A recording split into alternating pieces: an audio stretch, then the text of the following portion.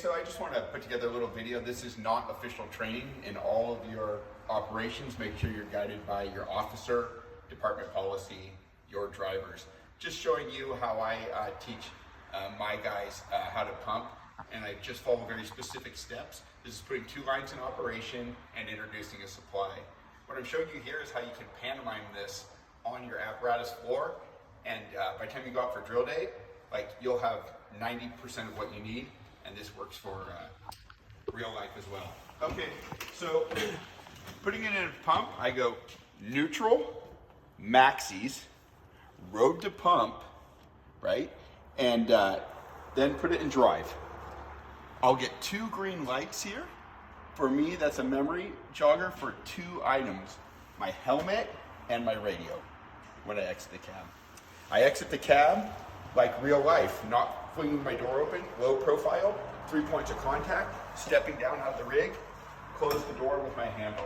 I make a rainbow, looking for my Christmas tree up here, and come to tank to pump on any rig.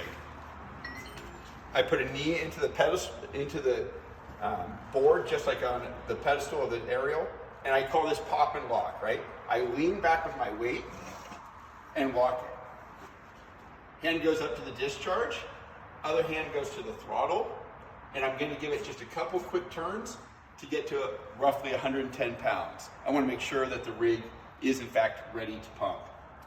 From here, I'm going to do troubleshooting coming down and heading back toward the cab in case I don't have a pressure. Are my dampeners on some rigs, do they need to be open? I'll go on off with my relief valve to see if that's causing an error. I won't hesitate to pull a prime. A lot of times I'll have a 0 in here or low pressure here, so I can pull a prime right away, pull air off the top of the pump, and find out if that's my issue. I'm going to keep moving this way, right? I make a decision as to volume or pressure, if this is, whether it's commercial or single family, right? And then I'll work back to the cab and repeat my cab operation if there's a problem getting a pressure.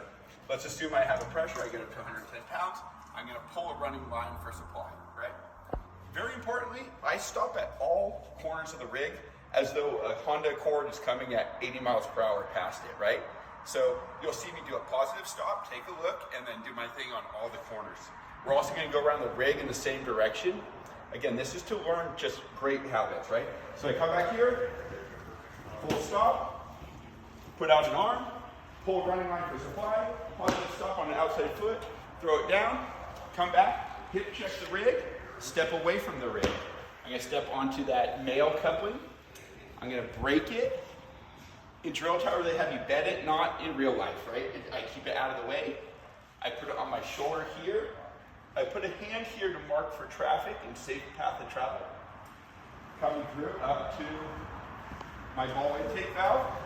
Stop a little short or just even, right? I want just enough to kind of kiss this thing. Pull it up, gasket, plug it in, put my hip into it to compress that gasket, tighten it, helmet off as loud as you can. Water! Water coming, right?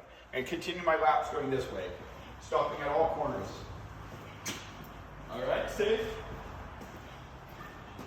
All right, safe. In your practical, you're going to have 2 hose lines here on the ground. One is going to be 1.5 inches and one's going to be 1.75 inches.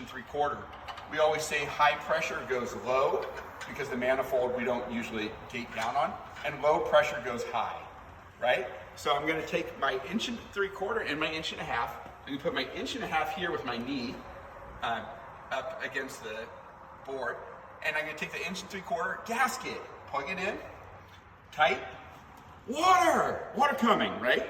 And slam it. I'm not going to delay water to these guys at all. Actually, real life, don't slam it. Safety first, go halfway, depending what your situation is, right? But I'm going to fully open my 1.75 inch. I'm going to take my 1.5 inch gasket, put it up top here, and tighten it down. I'm going to leave the cap on because you'll see. So I'm going to come to the back of the rig. Same thing, take a stop. At this point, I'm checking to see whether my supply line is loading from the hydrant, right?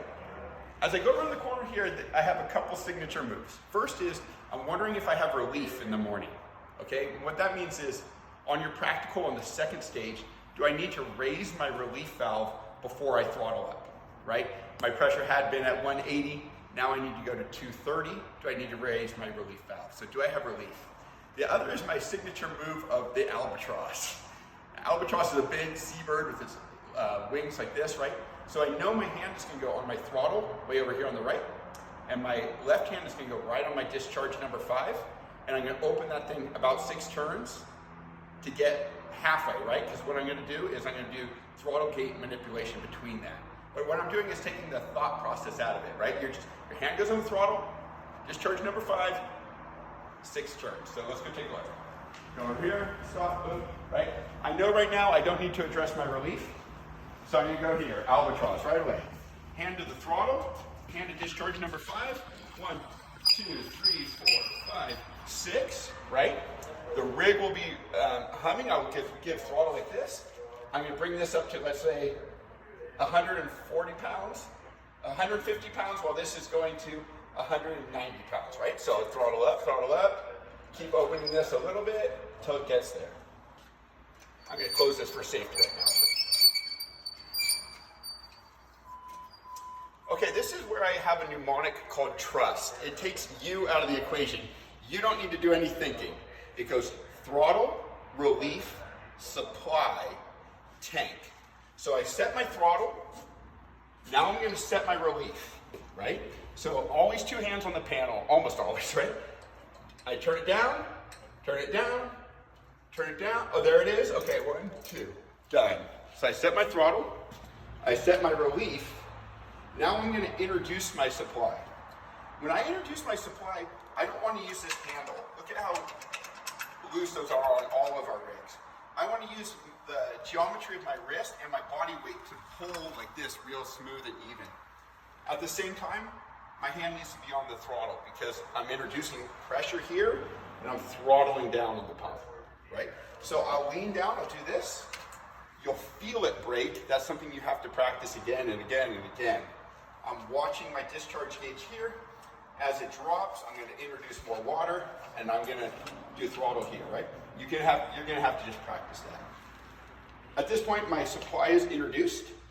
I'm going to start filling my tank again. 2 hands on the throttle, right? Pull out my tank fill, and then if you close this, if you just walk up your rig and you forgot to introduce your supply, you killed your crew, right? You just cut off their water. So anytime I'm closing my tank to pump, I want you up here looking at your pump discharge and making sure that you're maintaining the pressure there, right? So you can see we just did it.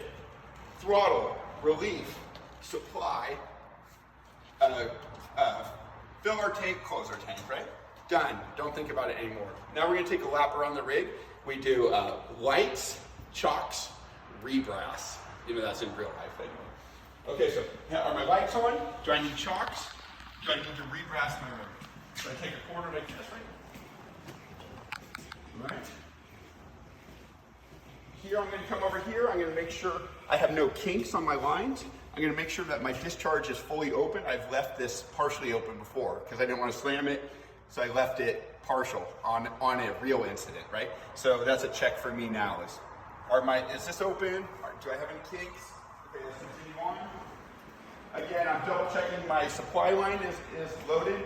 I'm going to take my 4-inch now, and now I can bed it. Come over here, take a look. At this point, my tank should be full, or I'm anticipating it. So again, 2 hands on the panel. I can close my supply. I'm going to do a sweep under the rig. Do I have any gates or any water coming out of the rig that shouldn't be there? I'm going to just confirm my pressures real quick. I can confirm all my gauges and yell them out loud if I have a proctor or something. Hey, it's 40 pounds of oil and 13.9 on the voltage and da-da-da-da-da. My fuel is fine. Do all my things. And then, as though you wanted the job, synthesizer! And that's it. Next on, they're going to give you a 2.5-inch scenario, or they're going to introduce bigger water and start upgrading from there, right? So you might need to move over to volume when you move beyond your things. That's maybe more in your 4-way, but anyway, that's it. I really feel like if you follow these steps and you do this 5 times a day on the app You're gonna go out on a weekend day and they're gonna say, hey, throw a couple lines into operation, and you're gonna look like a pro. Then you start compartmentalizing, like, oh, this is my panel part, this is my supply part, this is putting lines in, hooking up my transverse lines, and you can get those little portions. You have your tab operation, but just start by the sets and reps. All right, that's it.